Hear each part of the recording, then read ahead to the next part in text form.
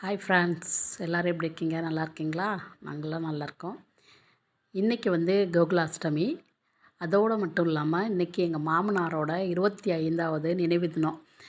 எங்கள் மாமனார் கோகுலாஷ்டமி அன்னைக்கு தான் இறந்தாங்க. ஸோ இன்றைக்கி தான் அவங்களோட நினைவு தினம். ஸோ ரெண்டையுமே சேர்த்து இன்றைக்கி நாங்கள் சாமி கும்பிட்டுட்ருக்கோம். காலையிலேயே எங்கள் வீட்டுக்காரர் போய் ஐயர் கூப்பிட்டு தவசம் கொடுத்துட்டு வந்துட்டாங்க.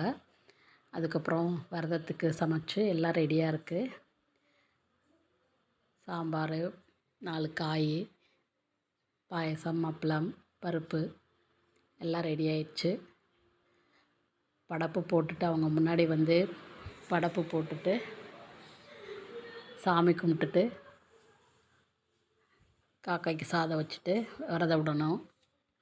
எங்கள் வீட்டுக்காரர் விரதம் விடணும். அதுக்கான ஏற்பாடு தான் எல்லாம் நடந்துகிட்ருக்கு. இவங்க தான் எங்கள் மாமனார். தெய்வமாக இருந்து எங்களை வழி நடத்திட்டு இருக்காங்க. அவங்களோட இழப்பு எங்கள் குடும்பத்துக்கு ரொம்பவே ஒரு ஈடுகட்ட முடியாத இழப்பு தான்.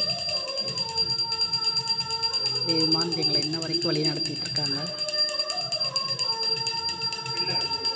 எல்லாம் கும்பிட்டுட்டு அவங்களுக்கு எல்லா தீபாராதனை எல்லாம் காமிச்சிட்டு படையல் போட்டுட்டு இன்றைக்கி நினைவு தினத்தை நிறைவடைய செய்தாச்சு. இப்படி தான் நாங்கள் நினைவு தினத்தை தவசம் கொடுத்துட்டு விரதத்துக்கு சமைச்சு விரதம் விடுவோம். நீங்கள் எல்லாம் உங்கள் சைடு எந்த மாதிரி பண்ணுவீங்க, எப்படி பண்ணுவீங்க, நினைவு தினத்தை எப்படி இது பண்ணுவீங்கன்னு சொல்லுங்கள். விரதம் விட்டாச்சு. இப்போ காக்கைக்கு நைவேத்தியம் பண்ணி காக்காய்க்கு வச்சுட்டு சாப்பிட வேண்டியது தான்.